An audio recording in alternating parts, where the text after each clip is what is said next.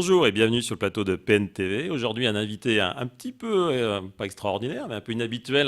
Vous avez plutôt l'habitude de voir sur ce plateau des gens de la classe politique, des gens de la classe économique. Et nous accueillons aujourd'hui Christophe Riblon. Donc, pour ceux qui suivent bien le sport et le cyclisme en particulier, c'est un nom qui parle, puisque vous avez fait quasiment une quinzaine d'années dans le milieu 13 ans, ouais. professionnel. 13 ans exactement dans le peloton professionnel. 8 Tours de France, C'est ça. plusieurs Tours d'Espagne. 4. 4, un Et Giro, un Tour un Giro, d'Italie, ouais, un Tour d'Italie. donc champion de France amateur, Ouais, c'est ça. voilà. Et Puis, ensuite une carrière quasiment complète chez AG2R, maintenant la mondiale. ouais, bah, Voilà. j'ai fait toute ma carrière même dans cette équipe. Et puis fin de carrière en 2018. Ouais, fin 2018, ouais. Fin 2017, non, ça fait 1 an et demi déjà, presque Voilà. 2 ans. Donc voilà, donc Et ça va faire 2 ans maintenant. donc une carrière quand même assez longue, hein, Ouais, puisqu'il y a ouais, ouais, beaucoup assez longue. de coureurs qui arrêtent plus tôt. Il y a des Sylvain Chavanel qui terminent Mm. aussi assez âgés, on va dire, quasiment à la quarantaine, vous à 36 ans. Donc se pose la question, forcément, quand on arrête, hein, quand on lâche le vélo, de la reconversion. Ouais, Et vous avez fait le choix de rester quand même dans le milieu du sport. c'était une vraie volonté. C'est une vraie volonté personnelle de rester dans le sport. Alors, j'avais pas encore d'idée exactement à quel niveau. Pour l'instant, c'est encore assez. Même aujourd'hui, ça peut rester encore assez flou, mais j'ai eu très rapidement la chance de pouvoir être consultant sur la chaîne L'équipe. Ma fin de carrière s'est faite au 31 décembre 2017 et allez, je crois qu'au 13 janvier, je commentais ma première course. Donc voilà, ça s'est très bien passé. C'est un métier que j'adore, vraiment que je prends beaucoup de plaisir à faire et où je m'exprime totalement. Enfin voilà, je peux partager ma passion. Et puis bah, à côté de ça, j'ai envie de me former parce que j'ai envie après d'être acteur dans le vélo, de pouvoir Donc justement, partager tout ce que vous j'ai préparez vécu. un diplôme qui est assez particulier, hein. Je vais prendre mes petites notes parce que c'est pas facile à dire. Un diplôme d'état de la jeunesse, de l'éducation populaire et du sport, donc un DGEPS C'est ça. pour les initiés. Donc en quoi ça consiste ce métier et vous allez après derrière pouvoir prétendre à quel type de poste, quel type de métier dans le milieu du sport. Eh ben, tout simplement être entraîneur ou directeur sportif. Alors aussi bien dans le milieu amateur que dans le milieu professionnel. Après, la particularité de ma formation DEGEPS, c'est que c'est une formation réservée aux anciens sportifs professionnels. Et du coup, elle se fait en alternance et elle se fait sous forme de tutorat avec un club. D'où aujourd'hui mon adhésion avec le VC Rouen en 76. Voilà. Et donc, c'est Pascal Carlo qui est directeur sportif au sein de cette formation qui est mon tuteur pour ce diplôme. Et c'est quelqu'un que vous connaissez parce que tout le monde pourrait dire mais qu'est-ce que est venu faire Christophe Riblon à Rouen, au VC Rouen 76, sachant que vous êtes originaire de la région parisienne. Ouais, je Vous suis avez commencé dans les rangs amateurs dans des équipes en région parisienne, franciliennes. ouais. Vous n'avez jamais porté les couleurs du VC Rouen 76. Non, Vous bah, n'avez pas gagné le Tour de Normandie. J'ai non, vu une belle j'ai place au Grand Prix de participé. Luneray, deuxième place Ouais, au Grand Prix de Luneray, qui est ouais, toujours au calendrier de la Coupe de France. c'est ça. Et donc le lien, c'est Pascal Carlo. C'est Pascal Carlo, ouais, avec qui bah, j'ai couru en amateur au CC Nogent-sur-Oise. Donc après ma carrière francilienne, donc j'ai été en division nationale 1 au CC Nogent-sur-Oise et donc j'ai côtoyé Pascal pendant mes 4 années dans ce club et du coup enfin depuis ce temps-là on est amis et très gentiment il s'est proposé d'être mon tuteur pour la formation et comme aujourd'hui il est dans la structure du VC Rouen 76, voilà pour moi c'est tout à fait normal aujourd'hui de venir là et de participer à l'évolution de ce club, à aussi encadrer les jeunes et de jouer totalement mon rôle quand je le peux. C'est pas toujours simple. Justement, en quoi J'essaie d'être consiste votre disponible, mais rôle quand vous venez au VCR 76, quand vous avez des jours de disponibilité? Vous devez déjà combien de jours par an dans le cadre de votre formation? Et qu'est-ce que vous apportez à ce club? Vous apportez votre regard d'ancien pro, de conseils? Est-ce que vous bah, suivez des courses, de l'entraînement? déjà j'apprends mon métier de directeur sportif auprès de Pascal Carlo. Donc déjà je vois un peu comment lui il fonctionne. Et moi oui je suis surtout là bah, pour apprendre ça et pour essayer de transmettre aussi mon expérience et tout ce que j'ai appris dans le vélo et essayer de leur donner plein de petites clés bah, pour que eux aussi ils réussissent. Donc quand je me retrouve en course au volant de la voiture, c'est des petits messages pendant la course, c'est faire le briefing avant, faire le débriefing après, organiser l'hébergement le soir, comment les coureurs se reposent, comment ils s'alimentent, voilà, essayer de faire au mieux pour que les coureurs soient dans les meilleures conditions et prodiguer le maximum de conseils que je juge utiles. Et je crois que c'est votre choix d'avoir voulu faire votre alternance à la fois dans un club amateur Ouais, et chez AG2R, alors vous auriez pu très bien décider de le faire uniquement dans votre ancienne équipe et de faire toute votre alternance avec AG2R. c'est ça. Non, mais après, pour moi, c'était important aussi de revenir dans le milieu amateur et de voir ce qui se faisait. J'ai fait 13 ans professionnel et très honnêtement, le milieu amateur, j'en avais plus aucune connaissance ou très peu. Et je trouve que c'est intéressant de revenir voir ce qui se fait en amateur, voir aussi des fois les difficultés que les clubs ont d'encadrement, des difficultés financières, comment se gère aussi un club en amateur. Voilà, je trouvais que c'était bien et aussi avoir ce contact avec les jeunes qui ont l'ambition de passer professionnels, qui sont à l'écoute des conseils qu'on peut leur donner et voilà et qui ont envie de progresser. Bon, il y en a qui y arrivent, il y en a qui y arrivent moins, mais je trouve que c'est enrichissant. Pour moi, aujourd'hui, c'est ça qui est plus enrichissant plutôt que de me confronter au milieu professionnel que je connais, que je connais aujourd'hui très bien. Donc vous arrivez à une saison où le Vécéran 76, on en parlera tout à l'heure avec le président Jean-Claude Fromentin, réalise une saison assez exceptionnelle. Troisième club de Coupe de France en DN1, Mm. donc c'est le plus haut rang amateur pour ceux qui connaissent moins le cyclisme. Vous avez pu côtoyer des jeunes, il y a des jeunes de talent qui ont marqué les esprits cette année sur les Mm. pelotons, dans le peloton amateur. Des gens comme le petit Mathis Louvel, le jeune aussi Kowalski, Mm. Jordan Levasseur. Il y a aussi le Enzo Anti, qui est encore plus jeune, qui a 21 ans, qui ont marqué des points, qui ont gagné des courses. Quel est le regard vous portez sur ces jeunes et quel est le message que vous leur avez donné au cours de la saison quand vous allez les voir ce soir ou quand vous les côtoyez? Qu'est-ce que vous leur donnez comme conseil s'ils veulent réussir à percer après au niveau professionnel? Moi, le message que je leur ai fait passer, surtout en début d'année, parce que c'est là où je les ai vus le plus, et notamment en stage, quand on était en Espagne, stage de préparation pour la saison. Moi, le message que je leur ai fait passer, c'est de croire en leur qualité, en ce qu'ils ont envie de faire, mais surtout de se donner les moyens à 200%, de ne pas laisser passer les occasions. Ils ont la chance d'être au VC Rouen, qui est en DN1, qui a un grand club, qui nous permet de pouvoir passer au-dessus chez les professionnels, mais il faut la franchir cette marche, et des fois, ça se joue à rien. Et c'est plein de petites sommes de choses qui font à un moment donné, on réussit. Donc moi, les conseils que je leur ai donnés, c'est sur l'alimentation, sur être rigoureux à l'entraînement, sur être rigoureux sur la récupération, voilà, sur toutes ces petites choses qui font qu'à un moment donné, bah, on passe pro ou on passe pas. Essayer de pas faire d'erreur. C'est des trucs tout bêtes, mais en début d'année, il y avait plusieurs coureurs qui avaient des problèmes, par exemple, de position sur le vélo, ou avec les directeurs sportifs, on avait jugé qu'il y en avait qui étaient peut-être trop bas, enfin là, qui avaient pas des positions très adaptées.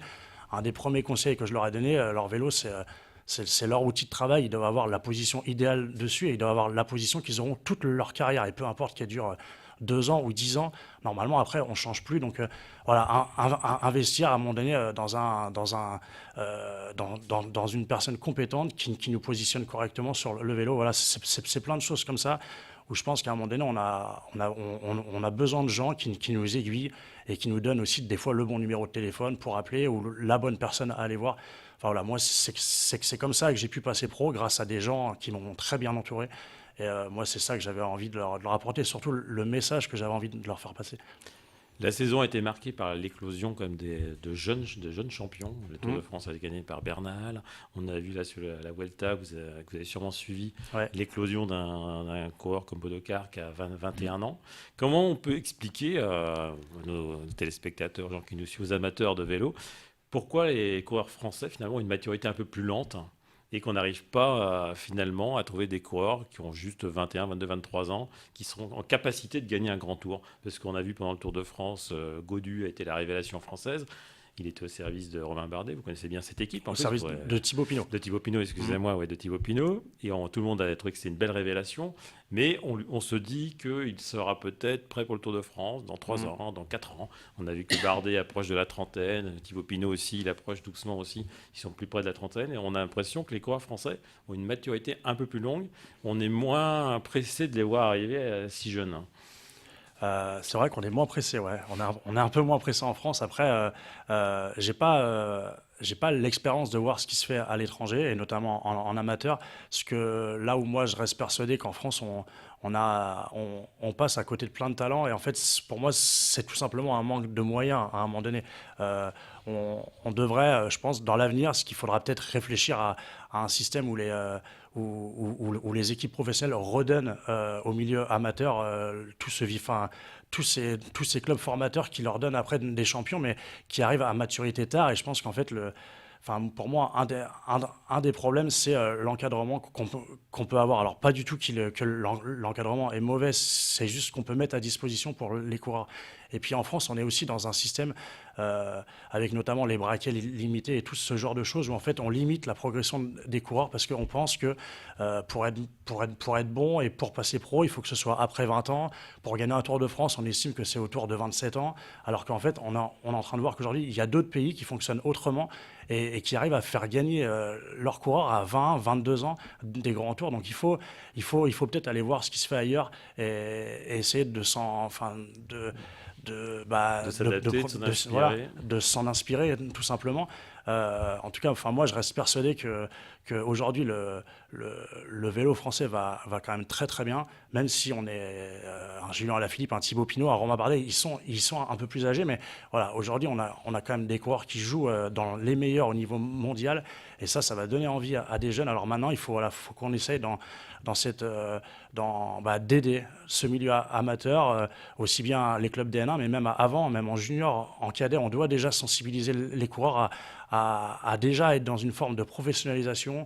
On doit pouvoir avoir des structures où, par exemple, pour être scolarisé, on a des temps adaptés pour s'entraîner. Voilà, je pense qu'il y a plein de choses à faire, mais voilà, il faut y réfléchir, il faut mettre des moyens. Et je crois que, même si on a des coureurs aujourd'hui qui arrivent un petit peu plus tard, si un jour on se donne les moyens, on aura des jeunes Français aussi qui, à 20 ans, vont éclore et seront aussi bons que les autres. Quelles sont pour vous les révélations de cette saison 2019 qui vient de s'achever Chez les Français? chez les étrangers? Qu'est-ce qui vous a le Bah, plus... Forcément, vous allez me dire Bernal, forcément. non, pour moi, Bernal, oui, mais on l'avait déjà vu arriver. Un Pogačar, là, qui a fait troisième de la Vuelta, pour moi, c'est la révélation de l'année. C'est assez exceptionnel ce qu'il a fait au Tour d'Espagne. Vous parliez de la maturité. Là, il nous a clairement prouvé à 20 ans que voilà, on dit toujours qu'il faut attendre d'accumuler plusieurs grands tours avant de pouvoir être performant. On ne sait pas sur 3 semaines comment l'organisme va réagir. Là, on a vu même à la dernière étape, c'est là où il vient chercher le podium, c'est là où il attaque, où il gagne sa deuxième étape. Donc, pour moi, voilà, là, on a clairement un exemple de coureur où il faut pas qu'on reste dans des vieux schémas d'avant. Il faut vraiment, voilà, laisser les coureurs se développer et pas se limiter juste à un âge ou à des braquets ou à des vieilles idées d'avant. Voilà. Moi, Pogačar, pour moi, c'est la révélation et ce sera dans l'avenir le grand champion à suivre. Ouais. Et chez les Français, l'année prochaine, il faudra suivre qui? Vous misez sur qui? Toujours les mêmes un petit peu? Pour gagner un grand tour, moi je crois beaucoup en Thibaut Pinot. Je pense que cette année, il avait quand même il avait, pour moi, sur les capacités de pouvoir faire sur le podium, s'il se blesse pas, aller jouer la victoire, ça aurait peut-être été un peu compliqué, mais bon, il avait, en tout cas, tout était réuni cette année pour que ça marche. Après, dans un autre registre, Julien Alaphilippe, en plus que je connais très bien, c'est, voilà, c'est génial en fait ce qu'il fait. Ça donne envie à plein de monde de regarder le vélo, d'en faire, et puis on y croit. On recommence à croire dans le vélo, à croire en des Français qui peuvent être champions du monde, qui peuvent gagner un jour un Tour de France, qui peuvent être maillot jaune, qui peuvent gagner des étapes, des grandes classiques. Il a gagné Milan-San Remo. Voilà, on est dans une génération où le vélo français va très bien, et ça moi je trouve ça grisant en fait. C'est vraiment de très bonne augure. Une fois qu'on a pris sa retraite sportive, est-ce qu'on vous imaginez que vous allez pouvoir vivre des émotions aussi fortes que lorsque vous gagnez vos 2 étapes de montagne dans le Tour de France? Parce que l'Alpe d'Huez, Axe 3 Domaines, j'imagine que ce sont des journées, des jours qui restent encore gravés dans votre mémoire, et c'est des choses qui doivent être irremplaçables. Non, ouais, c'est ça. Je cherche pas à reproduire ce genre d'émotion. Ce sera, je pense, extrêmement compliqué. Non, je les garde juste en moi et moi, voilà, je garde cette émotion. J'essaye de m'en souvenir au maximum, et après, là où là où moi je suis encore touché, c'est qu'aujourd'hui j'ai encore des gens qui viennent me voir et qui me remercient tout simplement d'avoir gagné et d'avoir transmis de la joie aux gens. Et enfin moi ça reste, enfin ça reste ma fierté en fait. Ouais, enfin c'est mon Graal à moi en fait. Enfin c'est mon voilà, moi je suis extrêmement fier d'avoir pu et notamment sur ma victoire à l'Alpe d'Huez, d'avoir pu donner du plaisir, du bonheur aux gens, et même des jeunes qui aujourd'hui viennent me voir et qui me disent aujourd'hui ils font du vélo, alors pas spécialement en milieu pro, mais ils font tout simplement du vélo, ou ils aiment le vélo, ils regardent le vélo grâce à une victoire comme moi j'ai eu ou d'autres, et ça voilà, il faut enfin, réussir à transmettre quelque chose via nos performances. Pour moi ça reste, pour moi c'est une grande fierté. Et quand vous regardez votre carrière, vos 13 années de professionnalisme, on sait que vous avez aussi terminé deuxième du Tour de l'Avenir. Quand on termine deuxième du Tour de l'Avenir, j'imagine qu'il y a des gens autour de vous qui vous disent, quand on termine deuxième du Tour de l'Avenir, tu vas gagner des courses chez les pros, tu peux peut-être avoir une chance sur des grands tours. Est-ce que vous dites finalement que vous auriez pu peut-être faire une carrière plus importante en étant dans une autre équipe, au service d'un leader? Est-ce que vous avez des regrets aujourd'hui Non, j'en ai aucun, non. Non, non, j'en ai aucun. Je crois que j'ai été au bout de ce que je pouvais faire. Après, je peux avoir des regrets sur un ou deux résultats que j'ai eu en course sur une journée comme ça, mais sinon, non, sur ma carrière en général, non, je pense avoir été au bout de ce que je pouvais faire et des moyens que j'avais envie de me donner, en fait. Après, j'aurais toujours pu faire mieux ou être un peu plus pointilleux à un moment donné ou peut-être être un peu plus sérieux, m'entraîner plus, mais je crois que ça aurait été au dépend d'autres choses et ça m'aurait pas servi. Donc non, moi j'ai pas de regrets. Après, vous me parliez du Tour de l'Avenir où j'ai fait deuxième. Pour moi, j'ai jamais eu l'ambition d'aller jouer un classement général sur un grand tour parce que je savais où se situaient mes capacités, mes limites.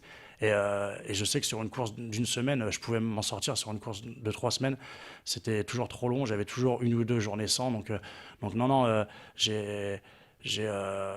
grâce aussi à mon entourage, de ce que je parlais au début, je pense que voilà, j'avais des ambitions qui étaient limitées, mais voilà, qui restaient cohérentes avec ce que je pensais de mes capacités. Et non, je crois que j'ai été au bout des choses. Et, euh, et l'Alpe d'Huez, qui est la grande victoire de ma carrière.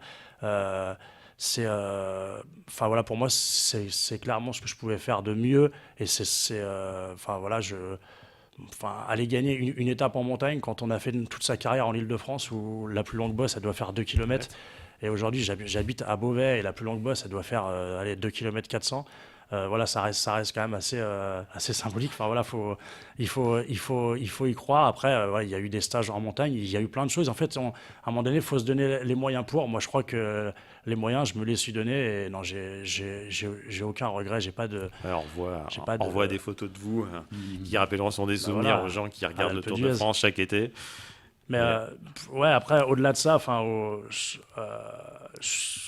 je vais reparler de fierté, mais aujourd'hui, ce que je retiens, moi, de cette victoire, ouais, c'est donc ce que je disais, la joie que j'ai transmise aux gens, tout ce qui s'est passé autour de moi, médiatiquement, avec les journalistes, la télé et tout, et les radios, enfin, tous les médias. Et puis aujourd'hui, le fait d'avoir mon nom de famille qui est inscrit dans le virage numéro 15 de l'Alpe d'Huez, voilà, enfin, c'est pas juste une victoire, en fait. Ça va rester, c'est quelque chose qui va rester dans l'histoire. On en parlera certainement pendant longtemps. Et ça, pour moi, avoir marqué mon sport, ma génération, juste avoir mon nom dans les livres d'histoire de vélo, mais mon nom de famille, hein, pas mon nom à moi, hein, mais voilà, enfin voilà, pour moi, c'est quelque chose qui est important pour moi. C'est mon grand-père, hein, qui m'a permis de faire du vélo. Et voilà, je trouve que voilà, avoir son nom de famille écrit dans les livres d'histoire de vélo, ouais, ça, on ne pourra jamais les enlever, on ne pourra non, jamais les gommer, voilà, ça reste gravé. c'est ça. Comme restera gravé, je me retourne maintenant vers votre patron, quelque part, un petit peu, Jean-Claude Fromentin, président d'IVC Santé. Bonjour Jean-Claude, et bienvenue aussi sur le plateau. Vous avez écouté religieusement Christophe Riblon. Voilà, je pense que vous êtes ravi de l'avoir accueilli. Vous avez ouvert les portes de votre club à Christophe. Pourquoi vous avez choisi finalement d'accepter qu'il vienne passer des jours avec vous? Quelle a été votre motivation quand on vous a proposé, quand votre directeur sportif vous a dit, voilà, j'aimerais bien qu'Christophe Dupont vienne faire une partie de son alternance chez nous? Pour moi, d'abord, c'est une fierté parce que je connaissais Christophe par ses victoires, par son palmarès, mais c'est tout. Et le fait qu'on ait un garçon comme Christophe qui a une mentalité qui correspond aussi à celle que j'essaie d'inculquer au VC Rouen, pour moi c'est une fierté. Ça nous a permis aussi de faire un peu de buzz parce qu'il y a beaucoup de gens qui m'ont dit comment vous avez fait pour obtenir, disons, l'avenue de Christophe. Et puis au-delà de ça, comme il le disait tout à l'heure, ça nous a permis aussi auprès des jeunes de leur apporter un plus, notamment sur le stage qu'on a fait au mois de février en Espagne, parce que moi j'ai eu des retours des coureurs, et ça c'était bien. Et donc, et pour nous aussi, médiatiquement, puisque on utilise ce qu'on peut pour faire parler du VC Rouen, ça nous permet de nous mettre en avant sur la scène cycliste normande. Donc on va dire, allez, on va faire une petite astuce journalistique, on va dire qu'il y a un effet Christophe Riblon, puisque cette année, le VC Rouen 76 termine 3e de la Coupe de France. Hors plateau, vous me disiez, c'est un résultat que le club n'avait pas obtenu depuis une vingtaine d'années. Donc c'est une année assez exceptionnelle, et surtout, là, la chose qui vous passionne le plus, c'est d'avoir obtenu ce résultat avec des jeunes. Oui. Avec des jeunes qui sont scrutés, observés par des clubs professionnels, français notamment. On a les a cités tout à l'heure, Kowalski, Mathis Louvel, Le Vasseur. Donc c'est des coureurs qui ont fait des belles courses cette année. Et donc est-ce que c'est aussi votre fierté de voir finalement d'avoir obtenu ce résultat global avec des jeunes que vous avez formés et qui sont suivis par vos directeurs sportifs locaux? Alors effectivement, c'est une fierté pour moi. Lorsque j'ai repris la présidence du club en 2015-2016, j'avais remarqué qu'il y avait, à mon sens, pas assez de formation. Et en DN1, des gens qui, permettez-moi l'expression, qui étaient pour moi trop vieux. C'est-à-dire qu'ils avaient la trentaine. Ce sont des gens qui sont difficilement adaptables avec des jeunes. Donc on a décidé de changer un peu les méthodes avec Jean-Philippe Pion et avec Pascal Carlot quand il est arrivé, en se disant on va créer un team junior, on va former des juniors. Il y a 2 ans, on était premier club au classement direct vélo au niveau national. Il doit y avoir 500 et quelques clubs qui marquent des points, donc on avait commencé comme ça. On a créé un team cadet. Cette année, on a des cadets qui gagnent des courses tous les dimanches, et ça nous permettait aussi, en faisant venir des jeunes, de leur dire, si vous êtes bon en cadet, si vous êtes bon en junior, on vous gardera en DN1 pour les meilleurs. Et donc, c'est une stratégie, un virage qu'on a pris il y a 3 ans, et qui finalement porte ses fruits. Parce que cette année les résultats le prouvent. Et quand vous me disiez l'avenue de Christophe, je pense que, tu parlais de diététique tout à l'heure, je pense que les gars ont pris la mesure des conseils. Parce que moi j'ai des retours de mes directeurs sportifs, ils font attention, comme c'est pas possible, à leur alimentation, même quand ils ne courent pas. Donc là, vous parliez de plus de 200 victoires pour le club, toutes catégories d'âge confondues. Oui, puisqu'on a écoles de cyclisme, benjamin, minime, cadet, junior, seniors régionaux, mais on n'en a pas beaucoup. On n'a pas de vieux qui s'amusent le dimanche au VC Rouen. On se fait critiquer pas mal. Mais donc après, la jauge, c'est la présidence. C'est quand on a des résultats, on va voir des jeunes partir, qui vont partir dans les professionnels, malheureusement, qui vont signer des contrats pro. Oui. Donc à la fois, c'est un petit regret parce qu'on se dit l'année prochaine, il va falloir redémarrer à zéro, mais quelque part, d'avoir des jeunes formés au VC Rouen qui vont signer pro peut-être dans les semaines à venir et qu'on verra dans le peloton professionnel l'année prochaine, ça va être intéressant. C'est une fierté. C'est une fierté. Effectivement, c'est pas comme dans le foot. Moi, j'ai été 10 ans au comité directeur du Hack Football au Havre. Je voyais les sommes qui tombaient, même 5 ans après, quand un Riyad Mahrez, par exemple, est revendu en Angleterre. Chez nous, ça se passe pas comme ça. Enfin, dans le cyclisme, c'est dommage d'ailleurs. Mais d'abord, c'est une fierté. Ça positionne le club au niveau national. Et cette année-là, c'est prétentieux ce que je vais dire, mais on n'a pas besoin trop d'aller chercher des coureurs pour l'année prochaine. Ça tape à la porte. Et des très bons. Et des très jeunes. Des jeunes. Oui, parce que globalement, ils sont plutôt séduits par vos résultats. Ils se disent, au VC Rouen 76, je vais avoir ma chance et je vais être dans une équipe compétitive. Tout à fait. Et qui fait confiance aux jeunes. Complètement. Les résultats, le sérieux. J'ai la chance d'être entouré de 2 directeurs sportifs qui sont des gens très sérieux. On se connaît bien. Le plan de marche, il est au mois de janvier, au mois de décembre, on a un plan de marche et ils s'y tiennent. Donc ça, pour moi, c'est très facile d'avoir des gens comme ça autour. Et aussi, on a renouvelé tout le matériel. Depuis 3 ans, on a 3 camions qui sont des très beaux camions, 3 breaks pour suivre les coureurs. On achète des vélos et on les revend en fin de saison. Voilà. Donc aujourd'hui, on a un bon matériel, on a un bon staff. et on est prêt maintenant pour 2020, mais je suis confiant. Voilà. 2020 pour vous, ce sera toujours la chaîne équipe. On vous entendra toujours à l'antenne. Oui, normalement, Voilà. ouais. Et ensuite, et la suite après. Ça va continuer. Vous terminez quand votre formation? Je la termine au mois de mars, mais à côté de ça, j'en commence une autre. Je commence une autre formation, oui, c'est ça, le Centre de droit et d'économie du sport à Limoges, où là, c'est une formation pour être manager de groupe sportif professionnel. Donc, il y en a pour, là, je pars pour 2 ans. Avec des sportifs qui viennent de tous horizons. C'est ça, ouais, on est 19 dans la promotion. Connus qui ont suivi cette formation. C'est ça, il y a des handballeurs, des basketteurs, on est 3 du vélo. En handball, par exemple, il y a Daniel Narcisse, voilà, je crois qu'il y a 7 footeux. Enfin voilà, on est 19 et du coup, pour apprendre aussi à un moment donné à gérer, à manager une équipe, un groupe sportif professionnel. Donc c'est aussi ça dans l'avenir, un de mes projets. Ouais. Donc vous êtes embarqué pour encore 2 ans de formation. C'est vrai. Et donc quand vous aurez 40 ans, vous serez prêt voilà. à embrasser une nouvelle carrière professionnelle. À rendre au vélo tout ce qu'il m'a donné. Et ça sera forcément le vélo. Et ce sera le vélo, oui, c'est sûr. C'est sûr. Bon, écoutez, Christophe Riblon, merci d'être passé sur le studio de Paris-Normandie, Jean-Claude Fromentin aussi. Et puis, on vous réinvitera pour vous annoncier quand même les signatures de vos jeunes pousses dans les clubs professionnels. Parce que c'est encore un petit peu trop tôt pour l'annoncer. C'est un petit peu tôt, effectivement. Bonne fin de soirée et à bientôt sur Paris-Normandie pour un nouvel invité de la rédaction. Merci.